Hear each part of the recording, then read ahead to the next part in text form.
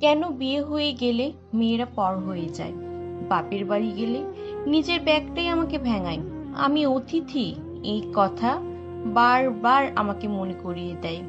মা বলে, তোর জিনিসপত্র ব্যাগে রাখ, প্রতিবার কিছু না কিছু ছেড়ে যাস। কেউ এইটা দেখে না, আমার মনটাই তো এখানে থেকে যায়। সময় পাখির মতো উড়ে যায়। হাতে গোনা কটা দিন স্বপ্নের মতো কেটে গিয়ে ফেরার দিন সামনে চলে আসে। সবার জিজ্ঞাসা করা, আবার কবে আসা হবে? এই উদাস করা প্রশ্ন মনের মধ্যে ভয়ঙ্করভাবে নাড়িয়ে দিয়ে যায়।